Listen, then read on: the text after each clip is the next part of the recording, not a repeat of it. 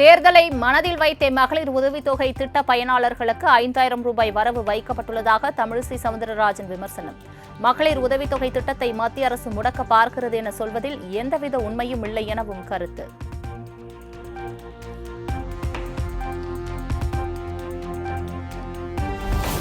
மகளிர்களுக்கு மாதாந்திர உதவித்தொகை உயர்வு அறிவிப்பு மகிழ்ச்சி அளிக்கிறது. சமூக நீதியையும் மனித நேயத்தையும் உறுதி செய்யும் இந்த திட்டத்தை தமிழ்நாடு காங்கிரஸ் கமிட்டி உறுதியாக காக்கும் என செல்வ பெருந்தகை உறுதி.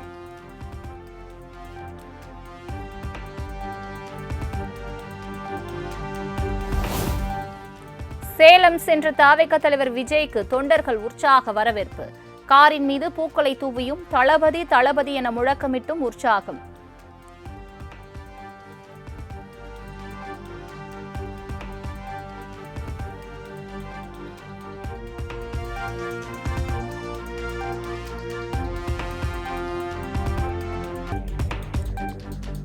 சேலத்தில் தவிக தலைவர் விஜய் தலைமையில் பரப்புரை கூட்டம். ஆயிரக்கணக்கான தொண்டர்கள் குவிந்து வரும் நிலையில் பலத்த போலீஸ் பாதுகாப்பு.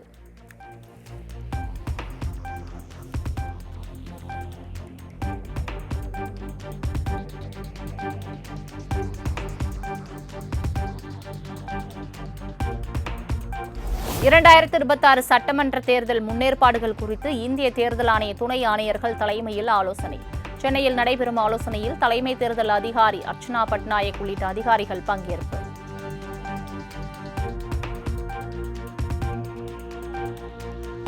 சென்னையில் ஆபரண தங்கத்தின் விலை சவரனுக்கு 1600 ரூபாய் குறைவு. ஆபரண தங்கம் ஒரு சவரன் 1,15,200 ரூபாய்க்கு விற்பனை.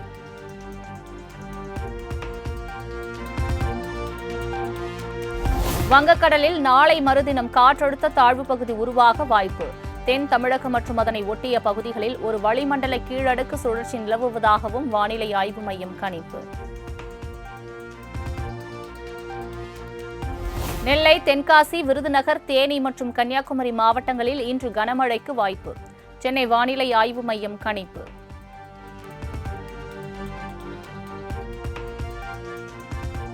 மணிக்கு 45 கிலோமீட்டர் வேகத்தில் பலத்த காற்று வீசும் என்பதால் வங்கக்கடல் மற்றும் தென்கிழக்கு வங்கக்கடல் பகுதிகளுக்கு செல்ல வேண்டாம். தமிழக மீனவர்களுக்கு சென்னை வானிலை ஆய்வு மையம் எச்சரிக்கை. திருச்சியில் தமிழக தேர்தல் பொறுப்பாளரும் மத்திய அமைச்சருமான பியூஷ் கோயல் மற்றும் மாநில பாஜக நிர்வாகிகளுடன் அமித்ஷா இன்று ஆலோசனை. தொகுதி பங்கீடு மற்றும் பாஜகவுக்கு வெற்றி வாய்ப்பு அதிகமுள்ள தொகுதிகளை அதிமுகவிடம் கேட்டு பெறுவது குறித்து ஆய்வு செய்ய உள்ளதாக தகவல். மத்திய உள்துறை அமைச்சர் அமித்ஷா 2 நாள் பயணமாக இன்று திருச்சி வருவதன் எதிரொலி. இன்றும் நாளையும் திருச்சியில் ட்ரோன்கள் பறக்க தடை விதித்து மாவட்ட ஆட்சியர் உத்தரவு.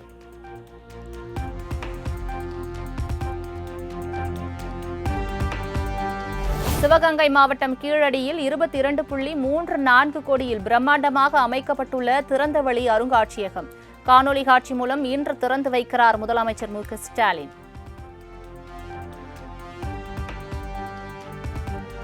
பட்ஜெட்டில் 0 கொடுத்தால் கைகட்டி வேடிக்கை பார்ப்போம் என்று நினைத்தார்களா? அநீதியை இழைக்கும் என்டிஏ கூட்டணிக்கு 0வை திருப்பி அளிப்போம். மத்திய அரசை கண்டித்து 1000க்கும் மேற்பட்ட இடங்களில் மதசார்பற்ற முற்போக்கு கூட்டணி நடத்திய ஆர்ப்பாட்டம் குறித்து முதல்வர் மு க ஸ்டாலின் எக்ஸ் தளத்தில் பதிவு.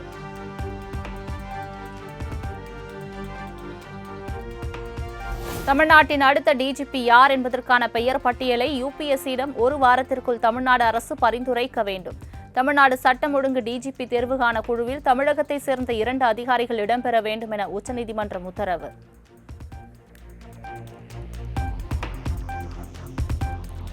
தேசிய நெடுஞ்சாலை கட்டண விதிகளை மாற்றி அமைத்துள்ளதாக அறிவித்தது இந்திய தேசிய நெடுஞ்சாலை ஆணையம். பகுதி அளவில் செயல்படும் விரைவு சாலைகளுக்கான கட்டணம் குறைக்கப்படுவதாகவும் அறிவிப்பு.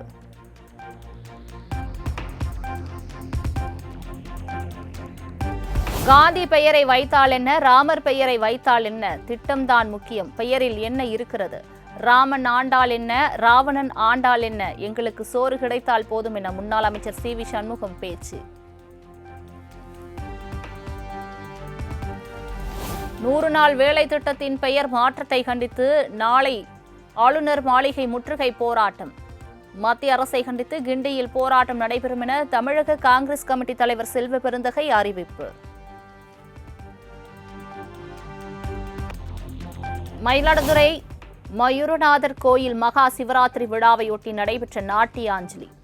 முதல் நாளில் நடைபெற்ற நடன நிகழ்ச்சியை உற்சாகத்துடன் கண்டு ரசித்த பார்வையாளர்கள்.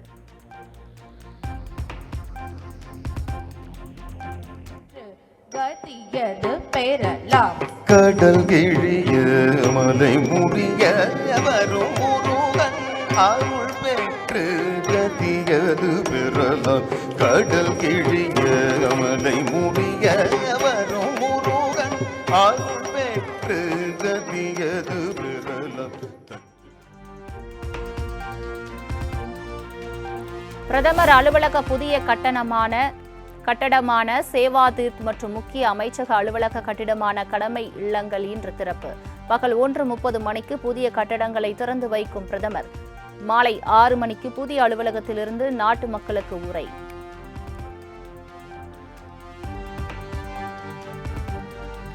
அமெரிக்காவுடனான வர்த்தக ஒப்பந்த விவகாரத்தில் மீண்டும் பொய் பேசி வருகிறார் மக்களவை எதிர்க்கட்சித் தலைவர் ராகுல் காந்தி.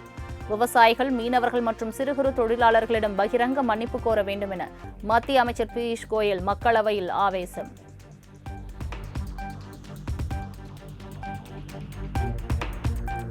இந்திய விவசாயிகளை அமெரிக்காவிடம் பிரதமர் மோடி விற்றுவிட்டார் என்று தான் கூறியது ஆதாரபூர்வமான ஒன்று. அதற்காக தன் மீது வழக்கு பதிவு செய்வது குறித்து சற்று கவலை இல்லை என்றும் ராகுல் காந்தி வீடியோ வெளியீடு. किसानों को बेच दिया। आप मेरे ऊपर केस डालो, गाली दो, जो भी आपको करना है करो, प्रिविलेज मोशन डालना है वो डाल दो, कोई फर्क नहीं पड़ता। मैंने पार्लियामेंट हाउस में सच्चाई बोली है। आपको सच्चाई अच्छी नहीं लगे वो दूसरी।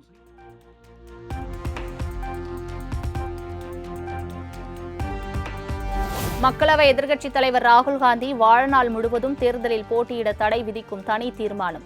அமெரிக்காவுடனான வர்த்தக ஒப்பந்தம் தொடர்பாக மக்களவையில் நோட்டீஸ் அளித்தார் பாஜக எம்பி நிஷிகாந்த் துபே. 9,000 கோடி கடன் மோசடி வழக்கில் பொருளாதார குற்றவாளியாக அறிவித்ததை எதிர்த்து விஜய் மல்லையா தொடர்ந்த வழக்கு. நீதிமன்ற நடவடிக்கைகளை புறக்கணித்து வரும் விஜய் மல்லையா இந்தியா திரும்ப வேண்டும் என மும்பை உயர்நீதிமன்றம் உத்தரவு.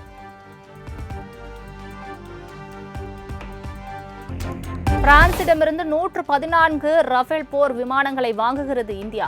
3.24 லட்சம் கோடி மதிப்பிலான விமானங்கள் வாங்க மத்திய பாதுகாப்பு கவுன்சில் கூட்டத்தில் ஒப்புதல்.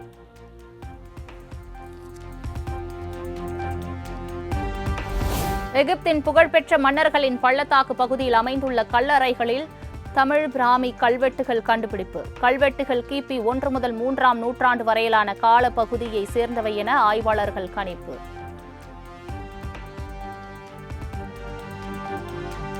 வங்கதேச பொதுத் தேர்தலில் தாரிக் ரஹ்மான் தலைமையிலான பிஎன்பி 200க்கும் அதிகமான தொகுதிகளில் வெற்றி. ஷேக் ஹசீனா ஆட்சி கவிழ்ந்த பிறகு நடைபெற்ற தேர்தலில் சுமார் 47.91% வாக்குகள் பதிவானதாக தகவல்.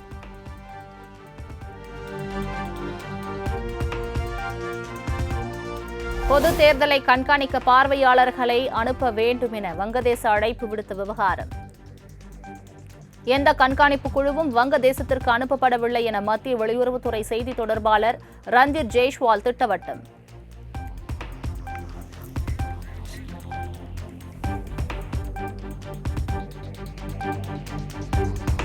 வங்கதேசத்தில் நடைபெற்ற தேர்தல் திட்டமிட்டப்பட்ட கேலிக்கூத்து என முன்னாள் பிரதமர் ஷேக் ஹசீனா விமர்சனம். பூத் கேப்சர், பண பட்டுவாடாவுக்கு கொஞ்சமும் பஞ்சமில்லாத இந்த தேர்தலை ரத்து செய்ய வேண்டும் என்றும் வலியுறுத்தல்.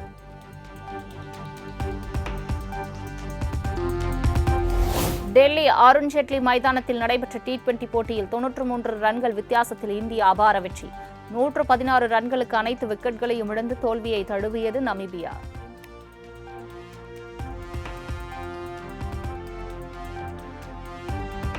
நமீபியாவுக்கு எதிரான T20 உலகக்கோப்பை தொடரில் 6.5 ஓவர்களில் 100 ரன்களை கடந்து இந்தியா அசத்தல்.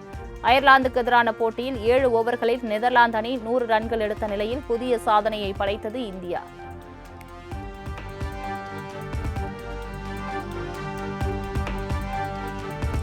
T20 உலகக்கோப்பை தொடரில் நேபாளம் அணியை வீழ்த்தி இத்தாலி அணி வரலாற்று வெற்றி. விக்கெட் இழப்பின்றி 12.4 ஓவர்களில் வெற்றி இலக்கை எட்டிப் பிடித்து அசத்தல்.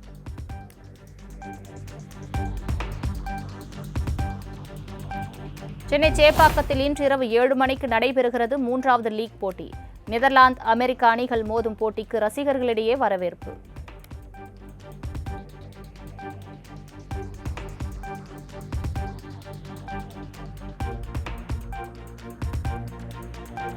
சூர்யா த்ரிஷா நடிப்பில் வெளியான மௌனம் பேசியதை திரைப்படம் இன்று re-release.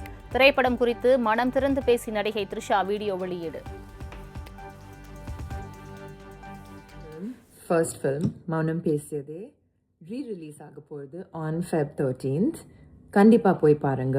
It's also an extra special week, ஏன்னா இது Valentine's week. இது ஒரு ஸ்பெஷல் ஃபில்ம்னு நான் சொல்ல தேவையே இல்லை. It will always be special to me, ஏன்னா it was my first release. இங்கேருந்து தான் எல்லாமே ஸ்டார்ட் ஆச்சு. என்ன ஸ்பெஷல்னா என் அடுத்த release as of today is also with him. So I really feel like இது ஒரு ஃபுல் சர்க்கிளாக நான் வந்திருக்கேன்னு.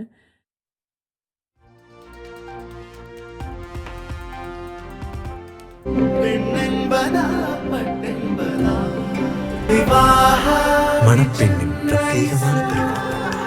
விவாஹா தி சென்னை சில்க்ஸ்.